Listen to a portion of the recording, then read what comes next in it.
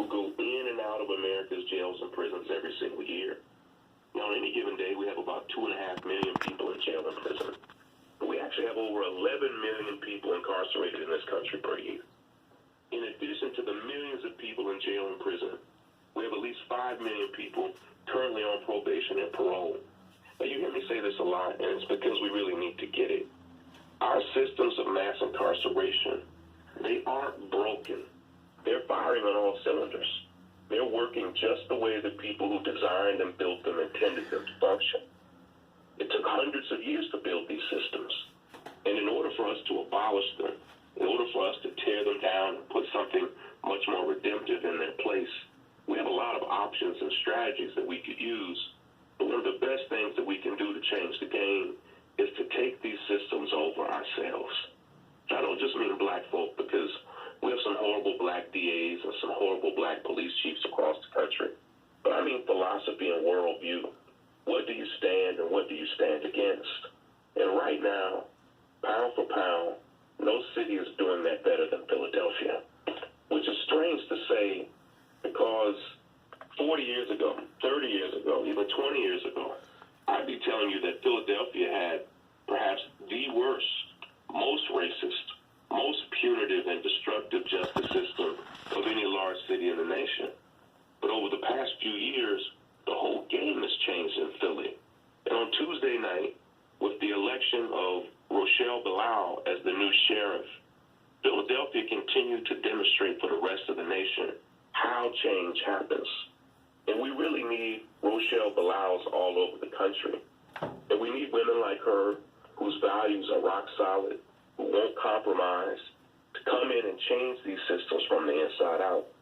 See, Rochelle is a retired police officer, but she was always an activist. She was the head of the Black Police Union and regularly fought against racism and brutality in her own department. She's a local civil rights leader and organizer. She has serious respect and love from the community. And the same is true of one of my favorite people in the world, Philadelphia DA Larry Krasner. Now, that last sentence may not have sounded radical or revolutionary to you, but I have loathed district attorneys my entire life. To this day, most of them are heartless villains. But 3 years ago, when Larry Krasner, who wasn't even a prosecutor, but a lifelong civil rights attorney, he was actually the civil rights attorney for Black Lives Matter in Philadelphia. 3 years ago, when he decided to step up and run for office, he changed the game as well. He ran on the message of radical reform. He ran on the promise of completely reinventing the office. He ran on the message of holding police and corrupt prosecutors accountable. And he hasn't disappointed. He's made sweeping changes from the top down. He fired the worst prosecutors in the city. He published a public list of corrupt cops that he won't allow to testify that the city just refuses to fire. And he's changed dozens of policies.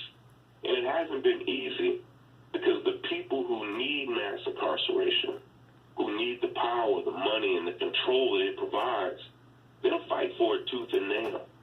But in 2 years in office, Philadelphia's DA, Larry Krasner, has done more to abolish mass incarceration in one city than any other single person in any city in the country.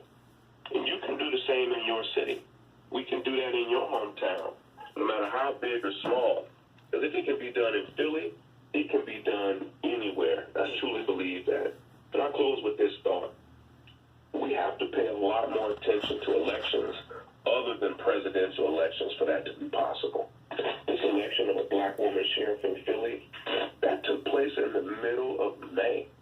And from now until November, primaries are happening just like that all over the country. Of sheriffs, of district attorneys, of school board leaders, and that's our chance to really change the game on the local level. Take care, everybody. And mayors, too.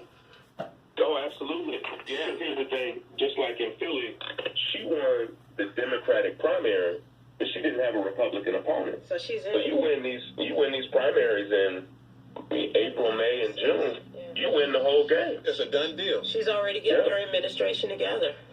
Absolutely. And anybody who knows her, I mean, people in Philly are still shocked because she's a different type of person. And they've never not only is it just different to have a woman in that position, a black woman in that position, but she's going to come in there and clean up shop. And she's just a woman of integrity who has real principles, and they haven't had that. And so... And it was a four-way election, right? Yeah, absolutely. And she blew away the incumbent. And that's really when we're going to make change, is in these early Democratic primaries where we run candidates that can really change the game. How do you think the peace officers union is going to take to the black female sheriff in Philadelphia? Oh, they hate it already. You know, they opposed her even running, and they did the same thing with the district attorney, Larry Krasner. You know, and she's been a part of the Guardian League. She was the head of that, which represents the black police officers, right? Yeah, see, that's the thing. She has major support in the law enforcement community, but I think there's a kind of a national scandal that people don't know. That we have black and white police unions all over the country. So the black police union, they have her back. Yeah. That's cute. All right, Sean. Yeah, take care, y'all. Yeah, all right. Bilal. The sheriff Is a black woman. blazing saddles.